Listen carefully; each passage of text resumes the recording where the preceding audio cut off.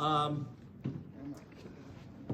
going to be taking 4 weeks with 1 break week. I got to go back and look through how it all lays out to go through this book, a C.S. Lewis book that when we were talking about things to do, it kind of came up into the possibility of something we might want to look at, and then I'll give you the little backstory that convinced me we were supposed to do it. But first, let me ask a question. Who has read something, anything by C.S. Lewis? Okay, good percentage. How about reading this book? 3 pages. 3 pages. Well, I finished it. Just now I finished. Yeah, okay. Maybe a chapter. Okay. So I knew sort of there was a person named C.S. Lewis when I was a kid, because even though I didn't know them, I had heard of the Narnia Chronicles, which he's most well known for. And then I went to Wheaton College, and Wheaton is a Protestant evangelical Christian school, covenant school, and being evangelicals, of course, they don't particularly, I was gonna say look fondly on, but that's not fair. They don't have saints, right? Like as Protestants and especially as evangelicals, you don't talk about saints. But the common joke at Wheaton is there are no saints except for C.S. Lewis. So C.S. Lewis, his spirit is all around the place because all the professors felt like they talked about him all the time. And there's something on the Wheaton campus, if you're a big C.S. Lewis fan, called the Wade Collection. There is this, it moved from being a little exhibit in the library. Now it is in this great looking little English cottage building on a corner with a lamppost that looks straight out of Narnia.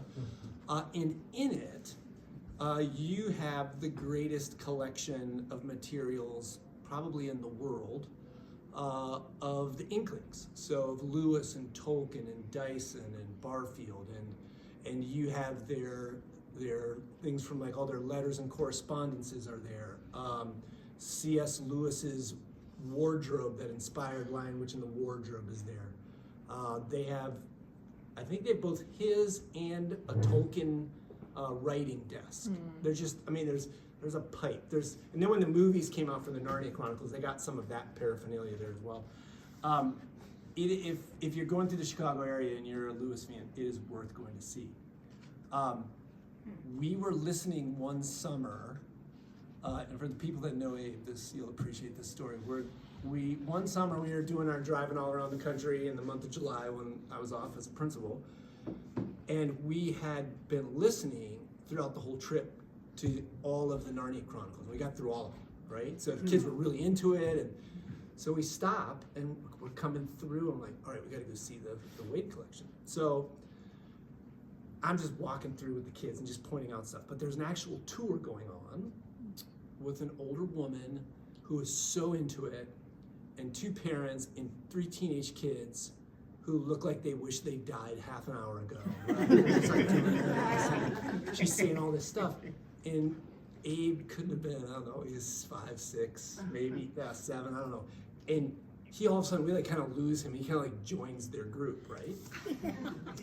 And they come to, right? Oh, you can't picture that at all. And the lady shows them the wardrobe. And this is from Lewis's attic, and I think this inspired it. And they have it with the fur coats, like hanging in it, like in the story. And she says, if you reach into the wardrobe through the fur coats, maybe you'll feel the cold winter of Narnia, right? And these 3 teenagers are like, are you freaking kidding me, right? So she's like, go ahead, you can. And they each like, yeah, I feel it, yeah, I feel it, right? So Abe walks up, can I feel? And she's like, sure. So he reaches in, and he goes, I feel the cold. I go, oh, I feel the warm breath of Aslan. This lady, it shocked her. She hugs him. And now she's like taking him around on the tour. And these teenage kids are like, who the heck is this kid? Anyway, you need to go see the Wayne collection. I want to share a little bit about Lewis to kind of set this up and a little bit of an introduction to the book, because I have come over my life to find him to be one of the most fascinating thinkers and writers. And his journey to Christianity, I think, is a very fascinating one. And I think both Lewis's story and this story, I think, can give us an opportunity to maybe talk about faith in a way that, as Lutherans, we don't always think about. Because we think about, right, we're born into a church family most of the time, right? We are baptized as infants before we remember it. We're raised up in a community, and Christianity is something that's always around us. It's the air we breathe, it's the water we swim in. But for Lewis, who had a similar upbringing, just not Lutheran, who leaves faith, this idea of conversion or a life-altering change has him think about Christianity in ways that sometimes we don't really deal with. And in this book, most commentators talk about a conversion from book 1 to book 2. So to kind of think in this, like what that means and how we understand that, because again, that's not language we use a lot in Lutheran circles. So I want us to think some about that. And just about the power of what I think is going on in this book around love and what kind of loves there are. All right, so that's kind of a setup for what we're going to do. So the plan will be we'll read some chunks. Some of you have read all the way through already, but we'll kind of go through and discuss it as plot and story and theme, but then look at some of these broader ways of thinking out the book, because you can think about it in very much in myth form and how he's reworking a mythological tale. But you can also think about it in some of these really powerful kind of theological categories, which since we're Sunday school, we'll make sure we work those in. So let me give you a little bit of background on C.S. Lewis. Clive Staples Lewis never really goes by Clive. Maybe when he was a really small child. We'll tell about that in a second. 1898 to 1963. He died the same day John F. Kennedy was assassinated. He died like 50 minutes before Kennedy was shot. So the death of a person who was really, in many ways, world famous celebrity thinker was really overshadowed because everything was about the Kennedy assassination. Aldous Huxley, author of Brave New World, died the same day. There is a book that's written where it's like the three of those folks meet up in some kind of purgatory and have a conversation. I have not read it, but I know of it. So Lewis, again, grows up in Belfast in the family of Irish Catholics. Okay? His father, mother, and his older brother, Warren. Now, it's interesting because he was known as Jack or Jacko his whole life. And that actually goes back to his childhood. He's like 4 or 5 years old. He has a beloved dog, Jaxie. And Jaxie gets run over by a horse and carriage and kills him. And at that point, he stopped responding to his name and he would only respond to Jaxie. And it kind of stuck the rest of his life. So he had this tragedy early with his dog, but then he has a even greater tragedy at 9 when his mother dies. From the way he talks about this in his own life, where she was this very caring, nurturing, loving woman who dies and leaves a father who's somewhat overwhelmed by grief and 2 boys. And he talks about his father in a respectful way, but as someone who's seen as a stern disciplinarian who doesn't have the time to really devote on young boys, who's more irritated by their nonsense and mess in many ways. And so when he tells his own story, this loss of his mother is the beginning of what he says is his moving away from faith. And so up until that time, he had studied with private tutors that would come to the house. But after this, his father started sending him to different boarding schools in Ireland and then later in England. And it's during that period of time that Lewis starts to realize kind of the gift he had. He was extremely bright, extremely good student, and an incredible memory. But he also starts to have this move away from faith.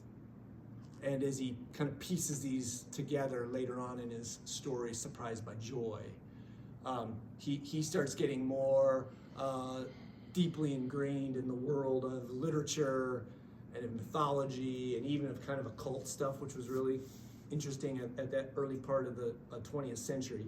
But here's his birth home, and this is just a picture. It's not the actual inside of the house. But it's interesting because one of the things about Lewis from an early time and from his father is that they had a house full of books. And he said to find something to read in that house was like going out into a field and finding a blade of grass. And he and Warney, they were buddies, and they were to the end of their lives. In fact, living together till their passing. But not a lot of friends, not a lot of out and about. He loved the world of literature and animal stories. He started early on reading Norse and Greek mythology. He loved the Norse stuff particularly, and all of these Icelandic folk tales. He loved the North. He talks about the northernness of things, and you see this in some of his writing, right? Even in Narnia, where it's winter, and this kind of the Northland was something that he was very intrigued by, and he had an early love of language, which is going to, I think, play a role in his deep friendship later with Tolkien. But so from an early age, he has this kind of rigorous academic mind. He talks about, though, that when he was at his last boarding school, that he began to see in all of these other stories the same kind of explanations that he felt Christianity gave. And he thought, well, therefore, these are all just stories, and that I can't believe in a God who made a world that was this broken, with so much pain, so much suffering, so many things that don't go right. And so rather than interpret the Bible and these religious stories as these incredible things that tell us how the world is, he saw it as like just one more thing of the kinds of stories people tell. And so his mythic world comes to a point that it makes him look at Bible as just one more thing. And part of that is he also did not like the way religion was used in one of his boarding schools. And so that kind of teenage cynicism meets up with what he sees as artificial religiosity, mixed with, and again, I don't want to go into this too much, but he implies different things in his own telling of his boarding school years about some of his treatment in dorm life in a boarding school. Some feels pretty dark about him as like one of the smaller, younger kids and how the older boys treated them, and that whole period of his life. Lewis kind of comes out of that calling himself an atheist. So he ends up at Trinity College in Oxford. He is the back row on your right. That's Lewis. And when classmates talk about him, they say basically this guy has one interest, and it's books and learning, right? He didn't like athletics, didn't like games. He only played sports when they made you. He was kind of this consummate learner who, was kind of like obsessive. He would he'd read something and it would just spark his thinking, and then he was down this trail and reading, and he really didn't have the kind of formal educational training that most of the students who are from upper class England, right, to get into a place like Oxford. And so there were these tests you had to pass to get in, and he just worked and he learned what he needed to learn. It was remarkable, the speed and the ability at which he was successful academically. But as soon as he gets to school, gets in the swing of things, if you look at the date, World War I is upon us. And so he ends up in officer training at Oxford, and he ends up in World War I. And it was on his 19th birthday that he, for the first time, ended up on the front lines and was in trench warfare, which again fits into this religious distancing, right? It's like, how do you put faith together in something like this? And so that was in November 2018. In 2019, in the spring, he was in a battle where he was wounded and 3 of his really close friends were killed. And that led to the end of his wartime service. But there was a significant thing in that. One of his closest buddies, Patty Moore, they wrote a pact to each other. And they said, if anything should ever happen to the other one, you would take care of the other person's family. And so Patty's killed in this. And when he goes back to England, he finds his mother, Patty's mother, and his sister, and he begins to kind of take them on as caring for them. So it's really interesting when you read the biographies about Lewis, about the Moores. So later when he and Warnie buy a home, the Moores move in with them. And Mrs. Moore, when this all happened, so he was 19 and she was like 45, they had a very close relationship where he would refer to her in many settings as mother.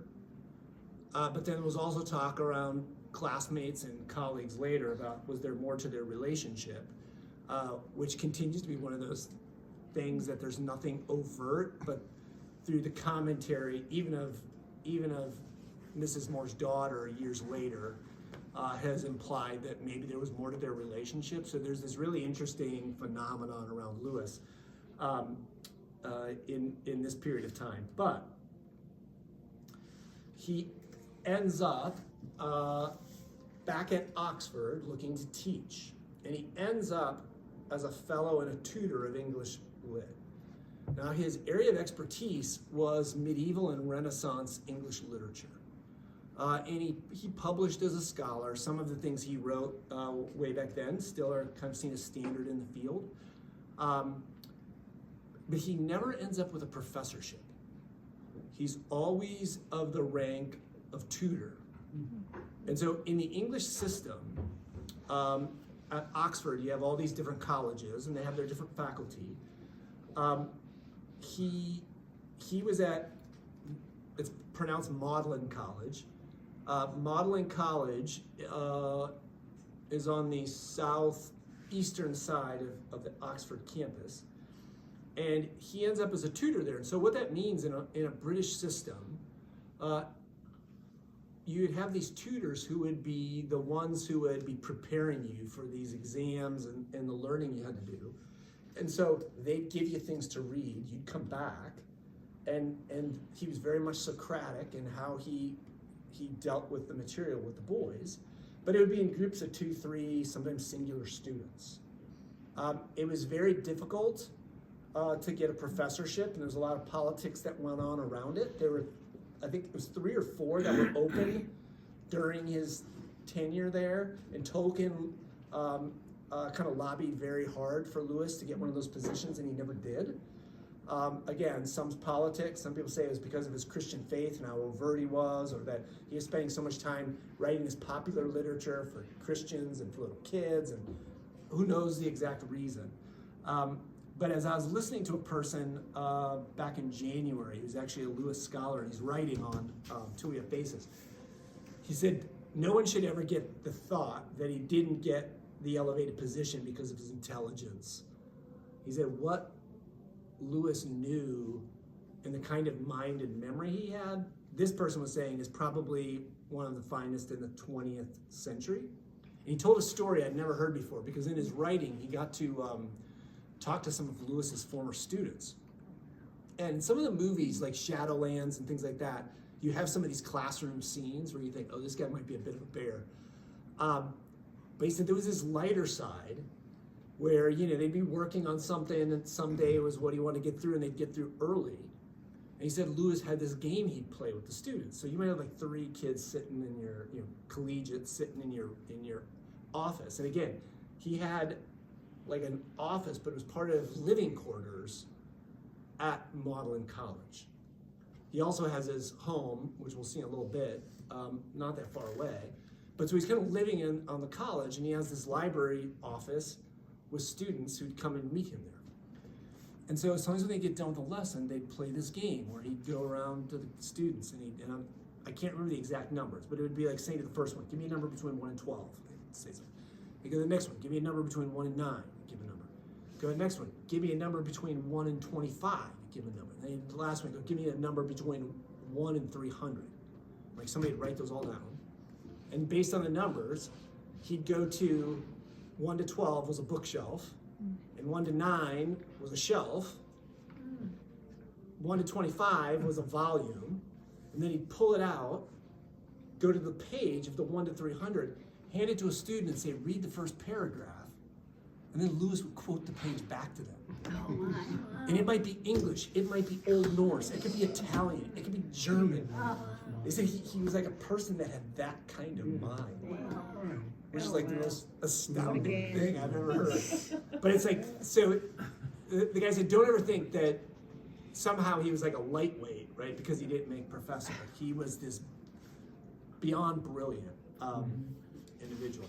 Anyway, he's in his office in 1929, and he's been reading, and he's in a group of colleagues that keep pressing him about aspects of Christianity and of faith, one of them being Tolkien, who was a strong, devout Catholic. And he has this moment in his study at his desk where he felt like logically he could not any longer accept atheism. And so Lewis, like the track he takes in Mere Christianity, Lewis goes from atheist to theist, so there's a God, I just don't know how this all fits, to eventually a Christian.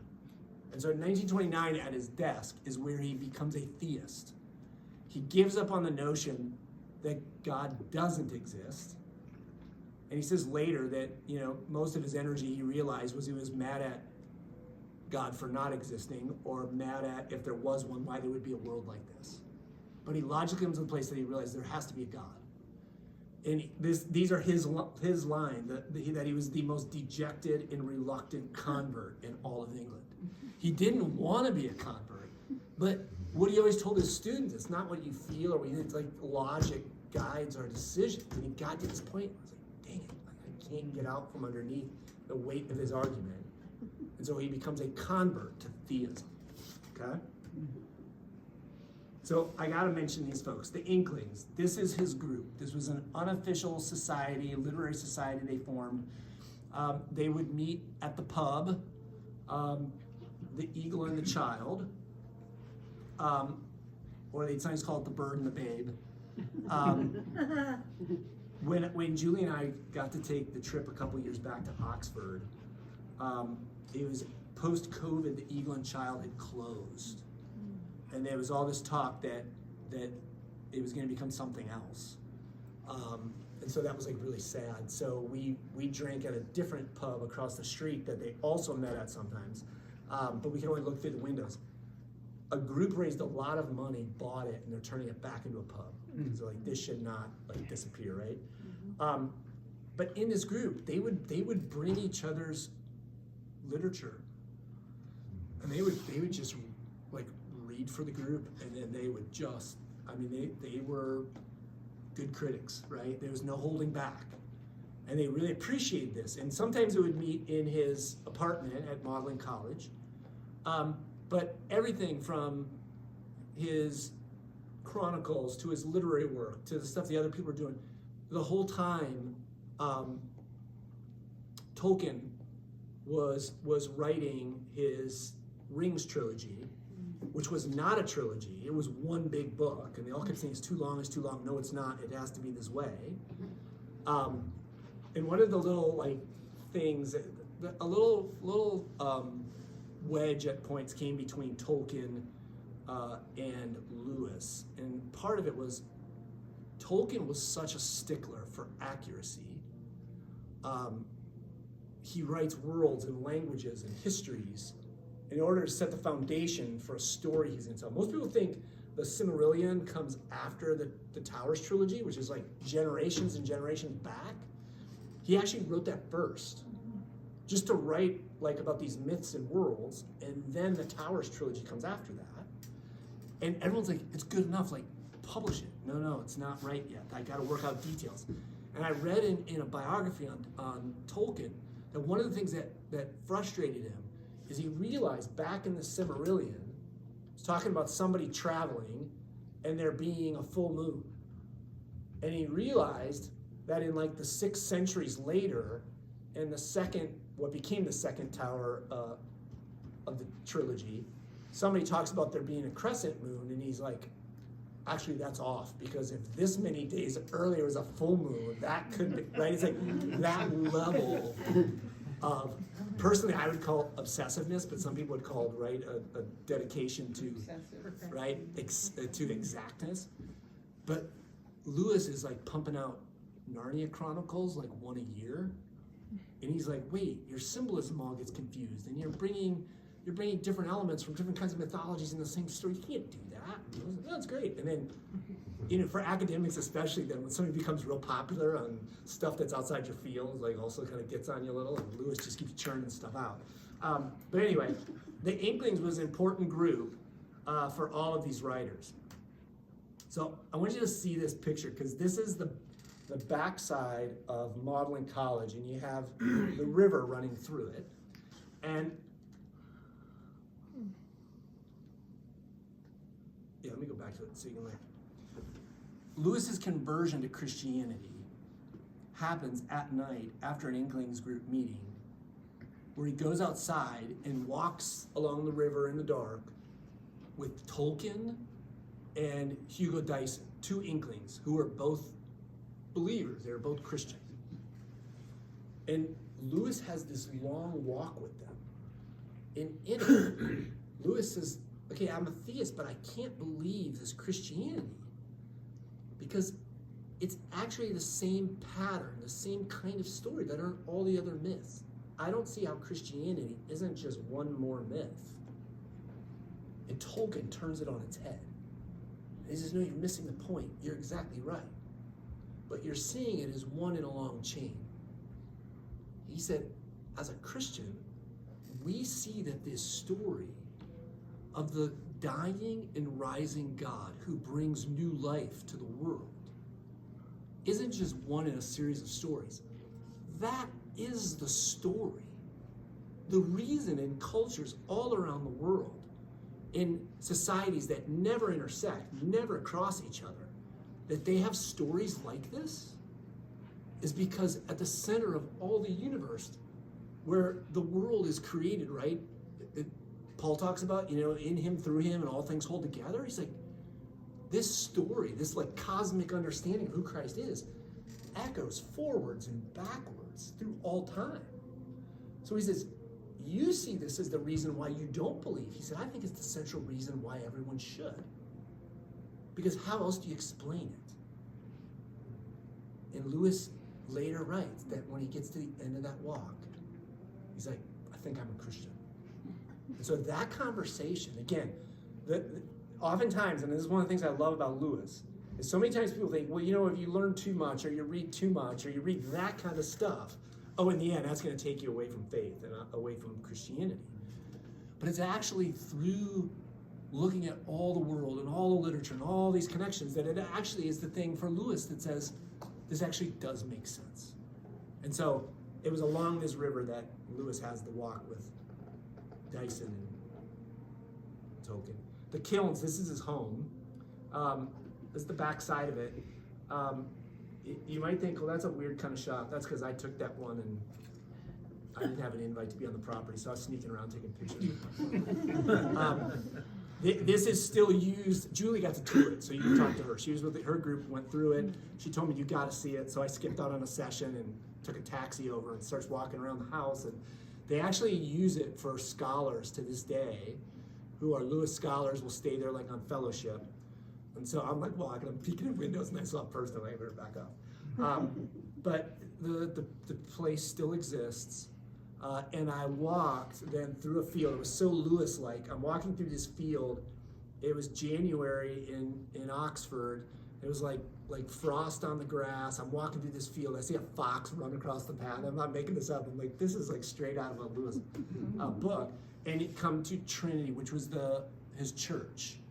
So he became Anglican, which was the one disappointment to Tolkien, who wanted him to go back to being a good Catholic. But he's an Anglican. And this is the church.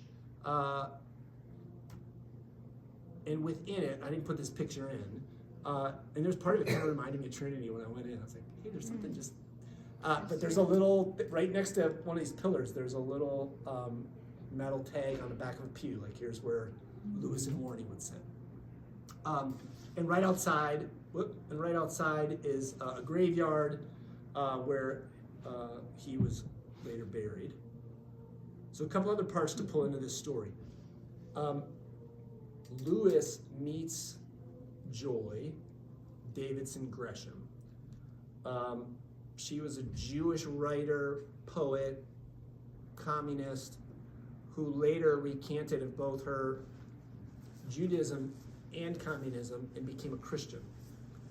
And so when Lewis is writing Mere Christianity, which started as radio addresses during World War II about Christianity, and he's writing on faith, she becomes one of his many correspondences.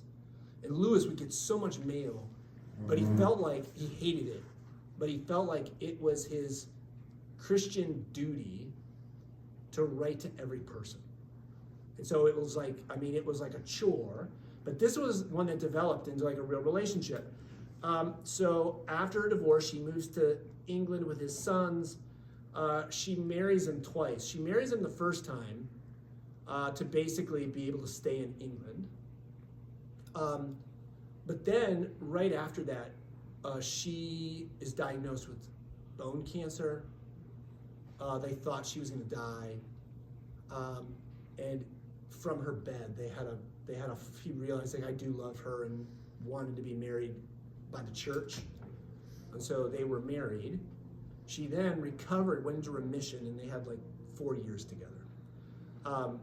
But these two boys, the Gresham boys, one of them became one of the most important Lewis scholars and biographers, talking about his stepfather. There they were.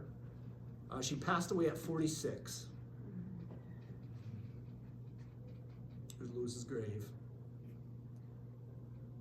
So let me just tell a little bit about this book and where it fits into his life. It's written in 56, and it's written after he had been married to Joy. And she talks about helping with this book as somebody who's a constant reader, editor. Lewis himself calls it far and away my best book. It's a retelling of the Cupid Psyche myth. Who's seen or read Wicked? Got Wicked, folks? In some ways, I think of this similarly to that. So you have a later writer who has a story that something bothers them, or that's kind of caught up in their mind, and then they think, what if I told the story from this perspective? So again, remember, from childhood, Lewis loves mythology, and he was always troubled in this story where Psyche is taken away, ends up being married to what ends up being the god Cupid, who wasn't able to, didn't want to be seen because he didn't want her to know who he was. But it was the other sister's jealousy that told her to expose and look at him, even though she wasn't supposed to. And Lewis was always like, what?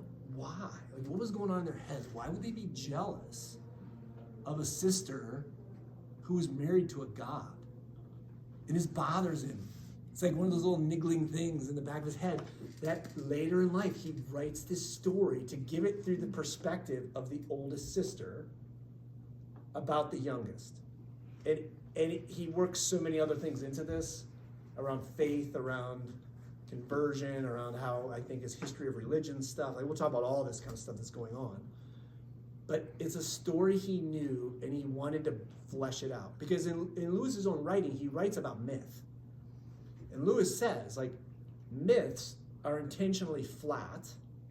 They're intentionally timeless. Because these aren't about a thing that happens somewhere to somebody. They represent something that happens to all of us always.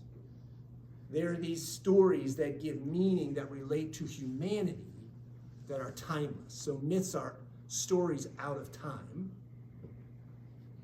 And he says, but let's tell it as a story that's in time, about real people who aren't flat, who have motivations, who have depths, who have other kinds of things going on. Does that make sense?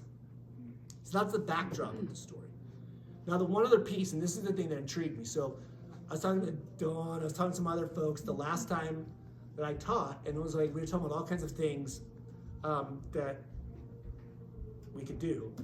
And this book came up, and I read it for the first time just a couple of years ago, and I was like, it was like a gut punch. Like, I was blown away by it. I didn't know what was coming. I didn't know anything about it. I just knew he taught it to seniors.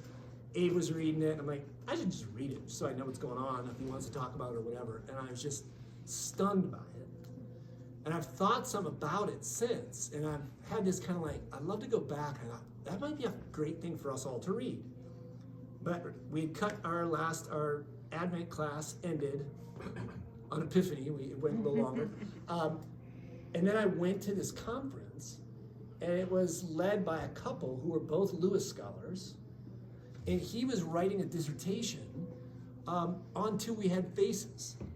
And he was like a leading expert on it. I'm like, okay, I don't know if this is like a providential sign or just a coincidence. But then when he starts talking about this book, I'm like, oh my gosh. I went right out to the pool after I started rereading it. And I'm like, we have to do this for Sunday school. And one of the things that he talked about, and part of what he's writing about, is this idea of Lewis's later book, nonfiction, called The Four Loves. And he is arguing that the theme of the four loves, that there are these four different kinds of loves, is actually a major theme of what is going on in this book. And that Lewis gets done, and he gets fairly good acclaim for this book, but he's like, wait, nobody's talking about the loves. Like, they didn't get it. And so he then writes the four loves, but this man is writing his dissertation where and other people have made this comparison, where he's trying to bring these things together. So let me just real quickly, in the four loves, and that love is something Lewis has struggled with his whole life to understand, right? He was the one whose mother died. He's the one who loses a friend in the war. He's the one who's caring for someone else's mother, where people like have these questions like, what's going on here? People have had questions about life in a boarding school. He often seemed as kind of like a not very warm, kind of withdrawn, intellectual hermit who lives with his brother who had a drinking problem. Like, all this stuff, like, but at the center of Christianity is about love, right, and community and how we engage. And so, here's just the main ideas in it. One is that he differentiates between gift love and need love. And gift love is the love we bestow, that we give away toward people, versus the love that we need, the love we want, okay? Versus this idea of really like grace, that we're in mercy, that we love someone because it's something we want to give to them, okay? So that's like his setup for the book. And then he talks about the four loves. And the first one is storge, Sometimes you would call this family love or affiliation love. It's love like, hey, you're born into a family, so you love these people. Or you're born into a place. And so we have some level of like affinity, patriotism, affiliation. The guy that was talking about this he said, I think a perfect example is sports teams, right? Like you live in a place and like you're gonna fight and die for that. Like, oh, we're like so, but it's like when you really think about it, like, why, right? And if you really have this crisis around you, like, you know, your favorite player, like, why am I so into this team? And why am I, right? I'm speaking for you all, not for me. Why am I so deeply upset when the Bengals lose on a Sunday that it wrecks my first few days? Me with the Packers, right? Like, one of the things I've loved about being a Bengals fan is I'm a fan where it doesn't hurt that way to lose. But it's because I don't have Storge love in the same way, because I'm not from here. So it's like, that's one kind of love. Then there's the filial love, which is this like, it's the brotherly love, it's the companionship, it's this really close kind of a friend, right? Then there's the eros love, which is more than romantic love, because that's usually, right, we go to sexuality and erotic, but it's even deeper. It's this totally, you know, it's Bible language, but the idea of like two become one, right? Like you're giving everything to someone, they to you. There's this deep bond. And then there's this agape, which is like the God love. It's self-emptying, it's pro others. It's like the perfect picture of what gift love is. And what he argues is what you see taking place in this novel is a working through of these loves, where it's like, as you start to read, and you're kind of like, wait, what is this relationship with the father like, right? And the sisters, and what's it like with Psyche, her youngest sister, versus her middle sister, and what's it like with then the ones who become her travel companions, or, right? And so have this as a backdrop in your mind as you read, or as you think about it as you've read through it, because in the end, one of the things she realizes, where, for those who've read all the way through, right, when she gets toward the end and she's quite certain what she was doing was gift love was really need love. And what she thought was for the good of someone else, she realizes was her own deep need. But again, we'll look at these things as they kind of work their way through the story. How am I done? We're about ready. Let me throw out, I just dumped a lot of stuff. I try not to do that always, but thoughts, comments, questions? Do you know which son is the scholar? Yeah, it's Douglas. Douglas? Yeah. Because he was in Cincinnati a few years ago and I got to go hear him. Did you really? Yeah, he was at Vineyard. It was fascinating. And he's the one who has played a role, I think, with the person, I forget his name, who does those theatrical productions now of Lewis' work. Yes, yeah, he has to approve everything Yes. that they make. Yes, and there is a movie that I saw right before going to Oxford, and I watched after I came back. It's called The Reluctant Convert, or The Most Reluctant Convert. And it's a guy playing Lewis who's talking through his life. And then he's in it as a character, and he's back narrating. Really worth seeing. You get a little picture of his development.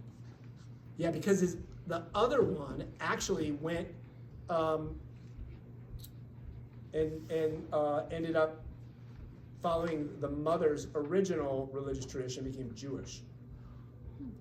And again, had a sad ending. He ended up in a facilities, I think somewhere in Europe.